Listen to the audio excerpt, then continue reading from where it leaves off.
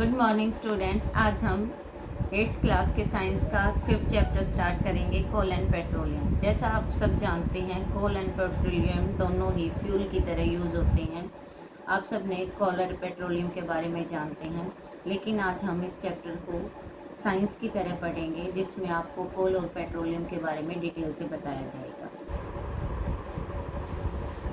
यहाँ शुरुआत में आपको बताया गया है कि हमारी कुछ ज़रूरतें होती हैं, बेसिक नीड्स, जिनको पूरा करना बहुत ज़रूरी होता है, और उनको हम कुछ एक को तो नेचर से प्राप्त करते हैं और कुछ जो चीज़ें होती हैं वो ह्यूमन अपने एफर्ट से बनाता है। तो इसी बेसिस पर एक्टिविटी 5.1 में आपको नेचुरल और मैन मेड रिसोर्सेज के बारे में बताया गया है। तो आप अपनी तरफ से भी कुछ चीज़ों को इनमें क्लासिफाई कर सकते हैं। आपको एग्जांपल के लिए यहाँ पर air, water, soil and minerals को बताया है, और आप सबको पता है कि ये सभी चीज़ें जो हैं वो हमें नेचर से प्राप्त होती हैं। अब कुछ बच्चों को पता नहीं होगा कि ये मिनरल्स क्या होते हैं। मिनरल्स वास्तव में हमारी अर्थ से प्राप्त होने वाली जितने भी चीज़ें होती हैं, जिसमें मेटल, नॉन मेटल दोनों आते हैं, उन सबको ही हम मिनरल्स कहते हैं। मेटल और नॉन मेटल के बारे में आपने चैप्टर 4 में पढ़ा हुआ भी है। इसके बाद इन्हीं में से कुछ चीज़ें जो हमें नेचर से प्राप्त होती हैं वो भी दो तरह की होती हैं। पहली, इनएग्जॉस्टिबल नेचुरल रिसोर्सेज, यानी कि ऐसे रिसोर्सेज जो कि अनलिमिटेड क्वांटिटी में प्रेजेंट होते हैं। अनलिमिटेड मीन्स जो कभी भी ख़त्म नहीं हो।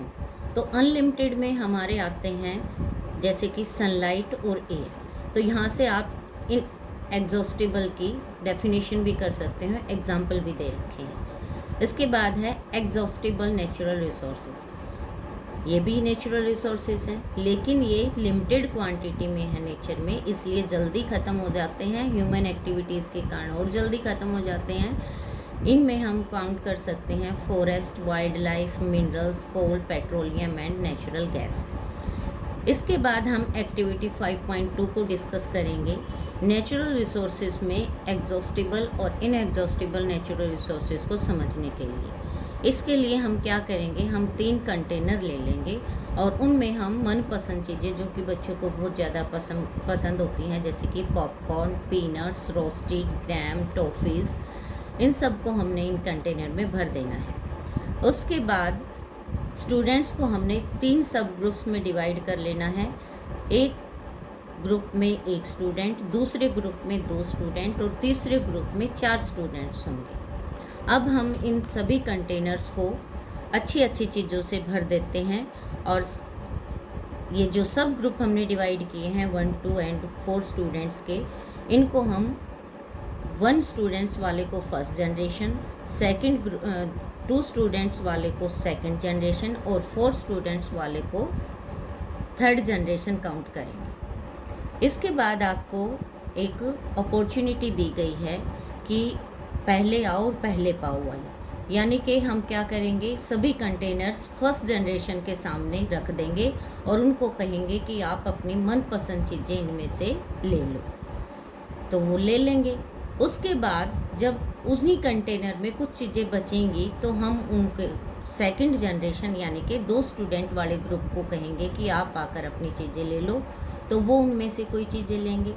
अब अगर उसमें से कुछ बच जाएगा तो हम थर्ड ग्रुप वाले यानी कि थर्ड जनरेशन को कहेंगे कि कुछ ले लो। तो आप क्या सोचते हो, क्या थर्ड जनरेशन के लिए उस कंटेनर में कुछ बचेगा? तो आपको क्या लगता है कि उन कंटेनर्स में थर्ड जनरेशन के लिए कुछ बचेगा? तो हम कहेंगे, आप भी कहोगे कि नहीं, कुछ नहीं बचेगा, क्योंकि उनमें बहुत सारी मनपसंद चीज़ें थी। फर्स्ट जनरेशन ने सबसे ज़्यादा यूज़ कर ली, अगर कुछ बच गया तो उन्होंने सेकंड जनरेशन ने यूज़ कर ली। अब थर्ड जनरेशन के लिए शायद कुछ भी नहीं बचेगा। तो हम यहाँ पर जो हमारी ये फेवरेट चीज़ें थी तुम्हारी खाने के लिए, इनको हम नेचुरल रिसोर्सेज की तरह मानेंगे और इनको हम मानेंगे एग्जॉस्टिबल नेचुरल रिसोर्सेज की तरह। तो कोल, पेट्रोलियम जो चीज़ें हैं हमारे, इसी तरीके से एग्जॉस्टिबल नेचुरल रिसोर्सेज हैं, और उनको फर्स्ट जनरेशन यानी कि जो लोग हमसे पहले हैं वो यूज़ कर चुके हैं, हम यूज़ कर रहे हैं, यानी कि फ्यूचर के लिए हम उनके लिए कुछ भी नहीं छोड़ेंगे, या हम अल्टीमेटली कह सकते हैं कि उनके लिए कुछ भी नहीं बचेगा। तो आगे कर देखते हैं। इसके बाद हम लेसन में देखते हैं कि हमें एग्जॉस्टिबल नेचुरल रिसोर्सेज जैसे कि कोल, पेट्रोलियम, नेचुरल गैस, इन सभी चीज़ों के बारे में हमें बताएंगे। तो ये सारी चीज़ें हमें मिलती कैसे हैं, बनती कैसे हैं। कोल और पेट्रोलियम के बारे में तो आप सब जानते ही हैं, लेकिन ये नेचुरल गैस क्या है? नेचुरल गैस वास्तव में ही एक फ्यूल है। ये प्राप्त कहाँ से होता है? जो पेट्रोलियम होता है, जो कुएँ होते हैं पेट्रोलियम के, उनके ऊपर एक गैस जमा हो जाती है। वो गैस वास्तव में हमारी एलपीजी गैस होती है, जिसको हम लिक्विफाइड पेट्रोलियम गैस के फॉर्म में यूज़ करते हैं। उसी गैस को हम नेचुरल गैस कहते हैं। तो ये बनती कैसे हैं? ये सभी चीज़ें, इसमें कोल, पेट्रोलियम और नेचुरल गैस तीनों चीज़ें आ गई। ये बनती ऐसे हैं कि जो बहुत ही डेड रिमेन्स रह जाते हैं, यानी कि जो कभी जीवित थे, वो चीज़ें जब ज़मीन के नीचे दब जाती हैं तो वो उनकी ऑर्गेनिज़म जो हैं उनके फॉसिल्स बन जाते हैं, या हम कहेंगे कि उनके मरने के बाद उनके कुछ अवशेष बच जाते हैं, उन्हीं को हम फॉसिल कहते हैं। तो यहाँ से आप फॉसिल की डेफिनेशन ले सकते हैं। कहाँ से लेंगे? यहाँ से स्टार्ट करेंगे कि dead remains of living organism, fossils नहीं लिखेंगे ब्रैकेट वाला, these are also known as fossil fuels. या हम इसको इस तरीके से कहेंगे कि the fuels formed by the fossils are called fossil fuels. Clear है सबको? इसके बाद हम एक एक करके इनको हम पढ़ेंगे। सबसे पहले पढ़ेंगे कोल के बारे में। कोल देखने में ब्लैक और पत्थर जैसा होता है, जैसे कि आपको यहाँ डायग्राम में दिखाया भी गया है। इसके बाद इसको हम बताएंगे कि इसका अर्लियर टाइम में कैसे यूज़ होता था। रेलवे इंजन में स्टीम प्रोड्यूस करने के लिए आपको पता ही है कि पहले जो है वो पेट्रोल और डीजल से नहीं चलते थे इंजन, वो स्टीम इंजन होते थे, यानी कि भाप से चलते थे। कोयले को जलाया जाता था, उसकी स्टीम बनाई जाती थी और उसके प्रेशर से ही इंजन को चलाया जाता था और रेल चलती थी। इसके बाद है थर्मल पावर प्लांट में इलेक्ट्रिसिटी प्रोड्यूस करने के लिए भी इसका यूज़ किया जाता है, और आज भी इसको यूज़ किया जाता है थर्मल पावर प्लांट में। थर्मल पावर प्लांट में कोल का यूज़ कैसे किया जाता है? उसी तरीके से स्टीम बनाकर यूज़ किया जाता है। स्टीम बनाने के बाद जो टरबाइन होते हैं उनको प्रेशर से चलाया जाता है और इलेक्ट्रिसिटी बन जाती है। उसके बाद आता है स्टोरी ऑफ कोल।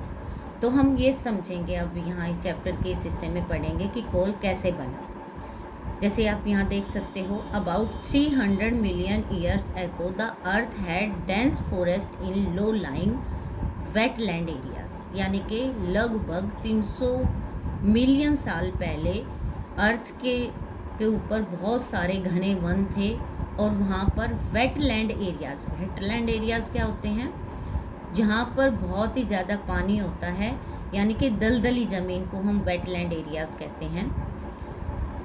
उसके बाद किसी नेचुरल कैलेमिटीज़ की वजह से, वो नेचुरल कैलेमिटीज़ फ्लड हो सकती हैं, या फिर और कोई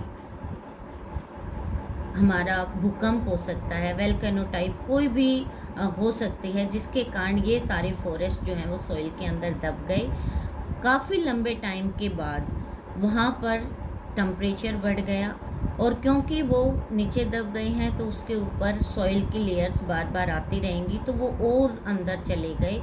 तो बहुत समय के बाद वो इतना अंदर चले गए कि वहाँ पर प्रेशर भी बढ़ गया। तो हाई टेम्परेचर और हाई प्रेशर के कारण ये जो डेड प्लांट्स थे ये धीरे धीरे कोल में बदल गए।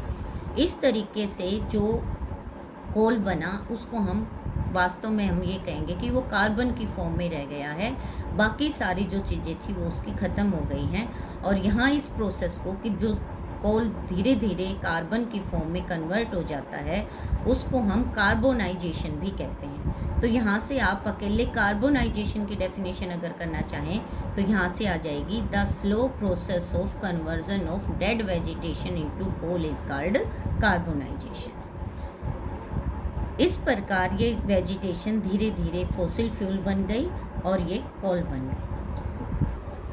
यहाँ कोल माइन की एक डायग्राम दिखा रखी है आपको। कोल माइन क्या होती है? यानी कि वो जगह जहाँ से कोयला निकाला जाता है। आपको पता है कि कोयला ज़मीन के अंदर से निकाला जाता है, वहाँ पर बड़ी बड़ी मशीनें लगी होती हैं कोयले को निकालने के लिए। इसके बाद चैप्टर पर चलते हैं। इसमें आपको बताया है आगे कि जब कोयले को जलाया जाता है एयर में तो वो कार्बन डाइऑक्साइड गैस प्रोड्यूस करता है। इस तरीके से हम कोयले को इंडस्ट्री में दूसरे प्रयोग में भी लाते हैं, यानी कि कोयले से हम कोक, कोल तार और कोल गैस भी बनाते हैं। लेकिन वो कैसे बनाते हैं वो प्रोसेस आपकी बुक में नहीं दिया गया है, मैं ओरली आपको बता देती हूँ। कोयले को जब हम इंडस्ट्री में या फिर हमारी लेबोरेटरी में भी हाई टेम्परेचर और प्रेशर पर गर्म करते हैं तो उससे 3 चीज़ें बनती हैं।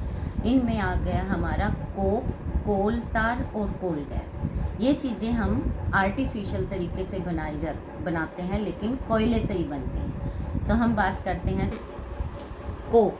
कोक क्या है ये हमें पता है, हमने कोयले से ही बनाया है। तो ये है कैसा, यहाँ इस पर इसकी कैरेक्टरिस्टिक्स बताई गई हैं। ये टफ़ है, टफ़ होता है हार्ड, पोरस यानी कि इसके अंदर छेद होते हैं, और ये ब्लैक सब्सटेंस होता है। इसके बाद ये बताया है it is the almost pure form of the carbon, यानी कि कार्बन की लगभग शुद्ध रूप है कोक। इसके बाद कोक के यूज़ बताए गए हैं। Coke is used in manufacturing of steel and in the extraction of many metals. ये एक्सट्रैक्शन वर्ड आपके लिए नया है, तो एक्सट्रैक्शन का मीनिंग मैं यहाँ पर बता देती हूँ। एक्सट्रैक्शन होता है जब हम मेटल्स को शुद्ध करते हैं, या हम ये कहें कि हम पहाड़ों से जब मेटल्स को बनाते हैं तो उस समय कोक का प्रयोग होता है। तो एक्सट्रैक्शन वर्ड उसी के लिए है, यानी कि मेटल्स को प्राप्त करना। उसके बाद है कोल तार। कोल तार भी इसी से बनता है, कोल से ही बनता है कोल तार भी। ये इसकी कैरेक्टरिस्टिक्स बताई गई हैं। It is black thick liquid with unpleasant smell. Unpleasant होता है जो स्मेल हमें अच्छी नहीं लगती, मीन्स गंदी स्मेल होती है इसकी। It is a mixer of about 200 substances, और ये लगभग 200 सब्सटेंसेज का मिक्सर होता है। Product obtained from coal tar are used as starting material for manufacturing various substance used in everyday life, यानी कि कोल तार का एक और यूज़ भी है जिसमें हम बहुत सारे मटेरियल्स को बनाने के लिए इसका यूज़ करते हैं इंडस्ट्री में। और ये मटेरियल्स के नाम यहाँ पर दे रखे हैं। इसमें सिंथेटिक डाई मीन्स जो कलर होते हैं आर्टिफिशियल कलर्स, ड्रग्स, एक्सप्लोसिव होते हैं जो कि विस्फोटक होते हैं, यानी कि जो हमारे विस्फोटक पदार्थ बनाने के लिए यूज़ किया जाते हैं उसमें भी हम कोल तार का यूज़ करते हैं। परफ्यूम्स बनाने में यूज़ होता है। प्लास्टिक, पेंट, फोटोग्राफिक मटेरियल्स भी बनाने में यूज़ किया जाता है। इसके अलावा रूफिंग मटेरियल बनाने में भी यूज़ किया जाता है। इसके बाद आपको बताया है इस naphthalene balls used to repel moths, यानी कि जो नेफ्थलीन की बॉल होती हैं जो कि मच्छर मक्खियों को भगाने के लिए यूज किया जाता है, उसको भी हम कोल तार से प्राप्त करते हैं। इसके बाद हमारा लास्ट प्रोडक्ट रह जाता है कोल का, वो है कोल गैस। ये भी हमें उसी प्रोसेस से प्राप्त हुआ था। Coal gas is obtained during the processing of coal to get cokes. It is used as a fuel in many industry, यानी कि जो कोल गैस है उसको भी हम इंडस्ट्रीज़ में फ्यूल की तरह यूज़ करते हैं, और ये लगभग वहीं पर यूज़ की जाती हैं जहाँ पर कोल की प्रोसेसिंग की जाती है। Okay, thank you.